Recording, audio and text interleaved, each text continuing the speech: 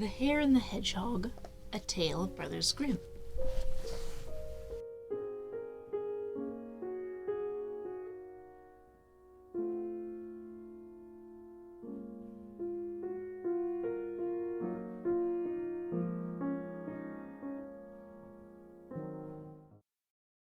This story, my dear young folks, seems to be false, but it really is true, for my grandfather, from whom I have it, used always, when relating it, to say complacently, "It must be true, my son, or else no one could tell it to you."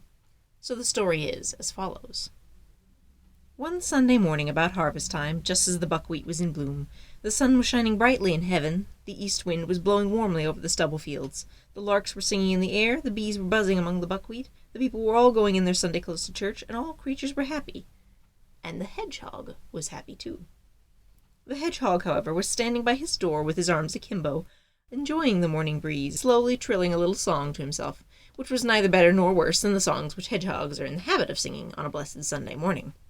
While he was thus singing half aloud to himself, it suddenly occurred to him that while his wife was washing and drying the children, he might very well take a walk into the field and see how his turnips were going on.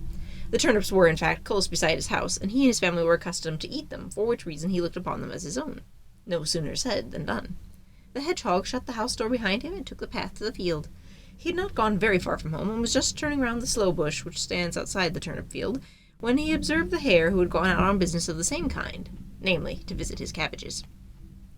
When the hedgehog caught sight of the hare, he bade him a friendly good morning, but the hare, who was in his own way a distinguished gentleman, and frightfully haughty, did not return the hedgehog's greeting, but said to him, assuming at the same time a very contemptuous manner, "How do you happen to be running about here in the field so early in the morning?" "I am taking a walk," said the hedgehog. "A walk," said the hare with a smile. "Seems to me you might use your legs for a better purpose."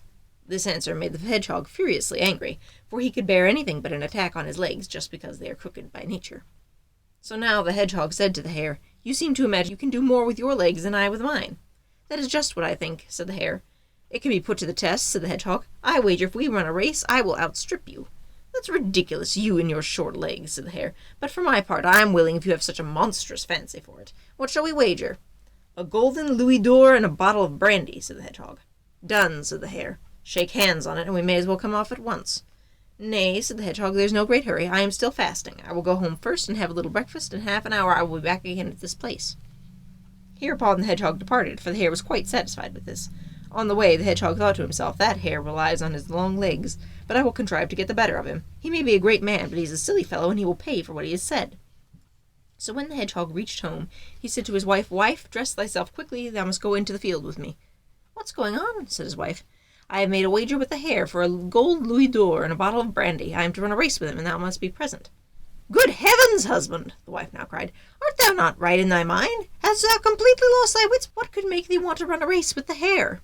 "Hold thy tongue, woman," said the hedgehog. "That is my affair. Don't begin to discuss things which are matters for men. Be off and dress thyself and come with me." Well, what could the hedgehog's wife do? She was forced to obey him whether she liked it or not. So when they had set out on their way together, the hedgehog said to his wife, "Now pay attention to what I shall say. Look you, I will make long field our race course. The hare shall run in one furrow, and I in another, and we will begin to run from the top. Now all thou hast to do is place thyself here below in the furrow, and when the hare arrives at the end of the furrow on the other side, thou must cry out to him, 'I am here already.'"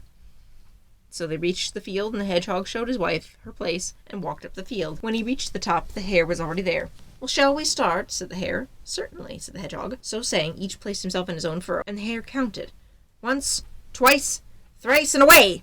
and went off like a whirlwind down the field.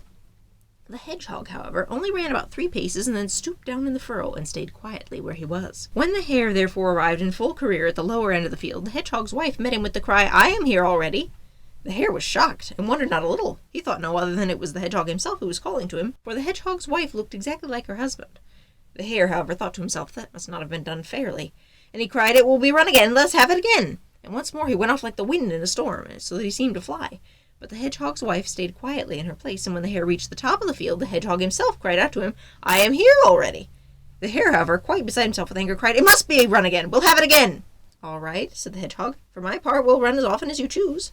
So the hare ran 73 times more, and the hedgehog always held out against him, and every time the hare reached either the top or the bottom, the hedgehog or his wife would cry, "I am here already." The 74th time, however, the hare could no longer reach the end. In the middle of the field he fell to the ground, blood streamed from his mouth, and he lay dead on the spot. But the hedgehog took the louis d'or which he had won, and the bottle of brandy, called his wife out of the furrow, and both went home together in great delight. If they are not dead, they are living there still. This is how it happened that the hedgehog made the hare run races with him on the books of heat or teeth, till he died. And since that time no hare has ever had a fancy for running races with a books of heat or hedgehog. The moral of the story, however, is, firstly, that no one, however great he should be, should permit himself to jest at anyone beneath him, even if he only be a hedgehog. Secondly, it teaches that when a man marries, he should take a wife in his own position, who looks just as he himself looks. So whosoever is a hedgehog, let him see to it his wife is a hedgehog also, and so forth.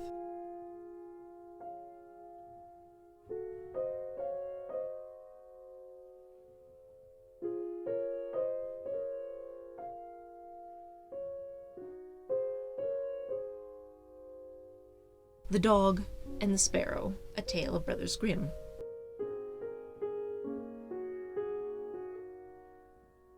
A sheepdog had not a good master, but on the contrary one who let him suffer hunger. As he could no longer stay with the man, he went quite sadly away, and on the road he met a sparrow, who said, "Brother Dog, why art thou so sad?" The dog replied, "I am hungry and have nothing to eat." Then said the sparrow, "Dear brother, come into town with me, and I will satisfy thy hunger." So they went into town together, and when they came in front of a butcher's shop, the sparrow said to the dog, "Stay there, I will pick down a bit of meat for thee." And he alighted on the stall, looked about him to see that no one was observing him, and pecked and pulled and tore so long at a piece that lay on the edge, it slipped down. The dog seized it, ran into a corner, and devoured it. The sparrow said, "Come with me to another shop, and I will get thee one more piece, that thou mayest be satisfied." When the dog had devoured the second piece as well, the sparrow asked, "Brother Dog, hast thou now had enough?" "I have had meat enough," he answered, "but I have had no bread yet." Said the sparrow, "Then thou shalt have that also. Come with me." And he took him to a baker's shop, and he pecked at a couple of little buns till they rolled down. And as the dog wanted still more, he led him to another stall, and again got bread for him. When that was consumed, the sparrow said, "Brother Dog, hast thou had enough?" "Yes," he replied. "Now we will walk a while outside the town." And they both went out on the highway. It was, however, warm weather, and when they had walked a little way, the dog said, "I am tired and would like to sleep." "Will do," said the sparrow. "In the meantime I will seat myself on a branch." So the dog lay down on the road and fell fast asleep. Whilst he lay sleeping there, a wagoner came driving by, who had a cart with 3 horses laden with 2 barrels of wine. The sparrow, however, saw he was not going to turn aside, but he was staying in the wheel track in which the dog was lying, and it cried, "Wagoner, wagoner, do not do it, or I will make thee poor." The wagoner, however, growled to himself, "Thou wilt not make me poor," and cracked his whip and drove faster, drove the cart straight over the dog, and the wheels killed him. And the sparrow cried, "Thou hast run over my brother dog and killed him. It will cost thee thy cart and horses." "Cart and horses, indeed," snorted the wagoner. "What harm canst thou do to me?" And he drove on. So the sparrow crept under cover of the cart, and pecked so long at the same bung-hole that he got the bung out, and all the wine ran out without the driver noticing. Once he looked behind him, he saw the cart was dripping, and he looked at the barrels and saw that one of them was empty. "Unfortunate fellow that I am," cried he.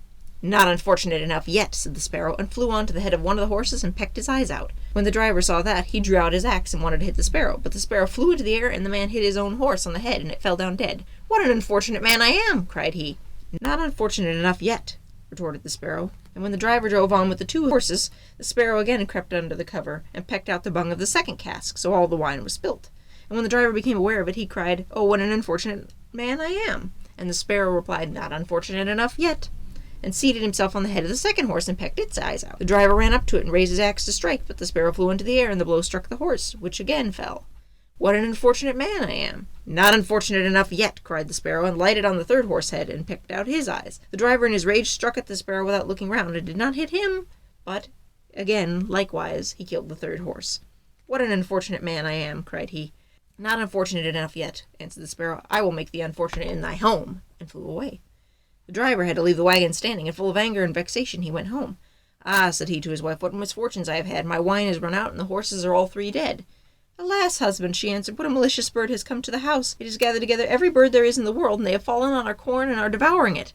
Then he went upstairs, and thousands and thousands and thousands of birds were sitting in the loft, and they had eaten all the corn, and the sparrow was sitting in the midst of them. And the driver cried, "What an unfortunate man I am!" "Not unfortunate enough yet," cried the sparrow. "Wagoner, it will cost thee thy life," and flew out. Then the wagoner had lost all his property, and went downstairs into the room, sat behind the stove, and was quite furious and bitter.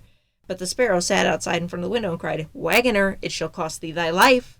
The wagoner snatched the axe and threw it at the sparrow, but it only broke the window and did not hit the bird.